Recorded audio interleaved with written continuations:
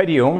എല്ലാവർക്കും എൻ്റെ വിനീത പ്രണാമം. എല്ലാവർക്കും ഹൃദയം നിറഞ്ഞ ഐശ്വര്യത്തിൻ്റെ, അഭിവൃദ്ധിയുടെ, ആയുരാരോഗ്യ സൗഖ്യത്തിൻ്റെ വിഷു ആശംസകൾ. 2024 ഏപ്രിൽ 14 മേടം 1 നാം വീണ്ടും ഒരിക്കൽ വിഷു ആഘോഷിക്കുകയാണ്. വിഷു നമ്മെ സംബന്ധിച്ച് ഏറെ പ്രാധാന്യമുള്ള ഉത്സവമാണ്, ആഘോഷമാണ്, ആചരണമാണ്. ഭാരതത്തിൽ പലയിടത്തും വിഷു പല പേരിൽ ആഘോഷിക്കുന്നുണ്ടെങ്കിലും കണി കണ്ടുകൊണ്ടും കൈനറ്റം കൊടുത്തും കൈനറ്റം വാങ്ങിയുമുള്ള വിഷു ആഘോഷ ആചരണം കേരളീയരായ നമുക്കാണുള്ളത്. ഈ വർഷത്തെ വിഷു നമുക്കൊരു വ്യത്യസ്തതയോടെ ആഘോഷിക്കാം. സാധാരണ നിങ്ങളൊക്കെ കണി കാണുമ്പോൾ കണിയിൽ വയ്ക്കുന്ന വിഭവങ്ങളെല്ലാം കേരളത്തിലുള്ളവരുടെ കാര്യം പറയണ, ഇവൻ വിദേശത്തായാൽ പോലും എല്ലാം പുറത്തുനിന്ന് വാങ്ങിക്കുന്ന സാധനങ്ങളാണ്. അതിൽ വയ്ക്കുന്ന പഴവർഗ്ഗങ്ങളായാലും ശരി, പച്ചക്കറി സാധനങ്ങളായാലും ശരി, പൂക്കളായാലൊക്കെ പുറത്തുനിന്നാണ്. ഒരു കാര്യമെങ്കിലും നാം സ്വന്തമായിട്ട് ഉണ്ടാക്കിക്കൊണ്ട് അതിൽ വയ്ക്കാൻ നമുക്ക് സാധിക്കണം. ഒരു തുളസിപ്പൂവെങ്കിലും.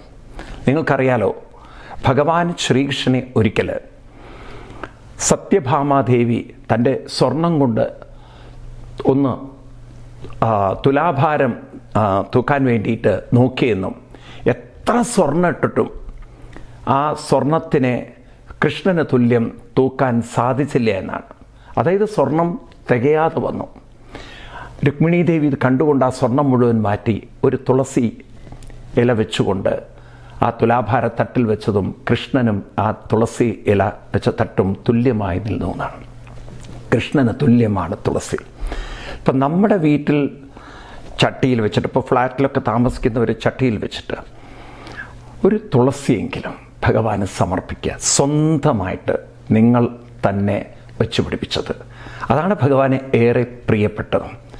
ഗീതയിൽ 9-ാം അധ്യായത്തിൽ 26-ാം ശ്ലോകത്തിൽ കൃഷ്ണൻ പറയും, പത്രം പുഷ്പം ഫലം തോയം യോ മേ ഭക്ത്യാ പ്രയച്ഛതി തദഹം ഭക്ത്യുപഹൃതം അശ്നാമി പ്രയതാത്മന.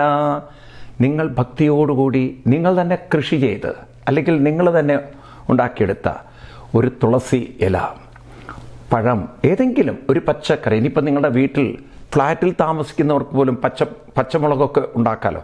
എന്തെങ്കിലും സ്വന്തമായിട്ട് നിങ്ങൾ ഉണ്ടാക്കിയത് അതൊന്ന് ഭഗവാന് കണിവെക്കാൻ സാധിച്ചാൽ, ഭഗവാൻ പറയണു, ഭക്തിയോടുകൂടി എന്ത് സമർപ്പിക്കുന്നോ അതെന്നെ ഏറെ പ്രീതിപ്പെടുത്തും, നിങ്ങൾ അനുഗ്രഹീതരാകും. നമ്മുടെ ഒരു വർഷത്തിൻ്റെ ഐശ്വര്യവും അഭിവൃദ്ധിയും ഉന്നതിയും ഒക്കെ നിശ്ചയിക്കുന്നത് നാം എന്തു കൊടുക്കുന്നു അതിനനുസരിച്ചായിരിക്കും നമുക്ക് കിട്ടുന്ന കർമ്മഫലവും.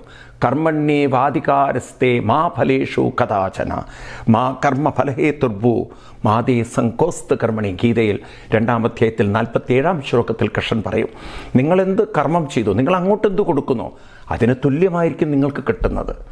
നമ്മളതുകൊണ്ട് കടയിൽ നിന്ന് മാത്രം വാങ്ങിക്കുന്ന സാധനങ്ങൾ വെച്ചുകൊണ്ടാവരുത് ഈ വർഷത്തെ നമ്മുടെ വിഷുക്കണി. ഭഗവാൻ പ്രിയത്തോടുകൂടി എന്ത് നിങ്ങൾ കൊടുത്തോ ഭഗവാൻ അത്രയും നമ്മളെ അനുഗ്രഹിക്കും.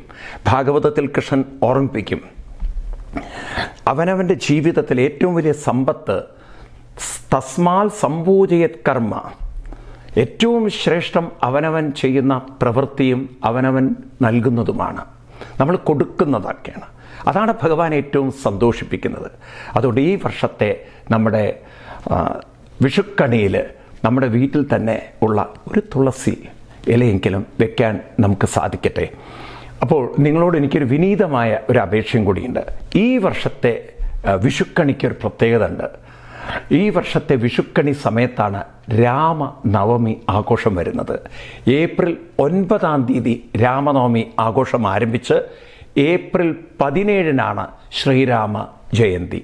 അതായത് നമ്മുടെ വിഷുക്കണിക്കിടയിൽ രാമനവമി ആഘോഷം നടക്കുകയാണ്. അപ്പോൾ അതുകൊണ്ട് ഈ വർഷത്തെ രാമനവമി ആഘോഷവും നമ്മുടെ വിഷുക്കണിയും ഒരുമിച്ച് വരുന്നതിനാൽ വിഷുക്കണി ദിവസം നിങ്ങളെല്ലാവരും രാം ലല്ലയുടെ, അതായത് അയോധ്യയിൽ പ്രതിഷ്ഠിച്ചിരിക്കുന്ന ശ്രീരാമസ്വാമിയുടെ ആ ഒരു ബാല്യ പ്രതിഷ്ഠയുടെ ചിത്രം, അതിന് രാം ലല്ല എന്ന് പറയും. ആ വിഗ്രഹത്തിൻ്റെ ചിത്രം നിങ്ങളൊരു 10 പേർക്കെങ്കിലും നിങ്ങൾ കൊടുക്കുകയാണെങ്കിൽ നമുക്ക് രാമ സംസ്കൃതി നമ്മുടെ സമൂഹത്തിലെങ്ങും എത്തിക്കാൻ സാധിക്കും.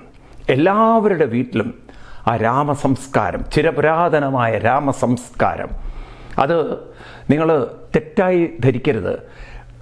കാരണം നമ്മുടെ കേരളത്തിൽ എന്ത് ചെയ്യുമ്പോഴത് വർഗീയമായി വ്യാഖ്യാനിക്കും ചിലർ.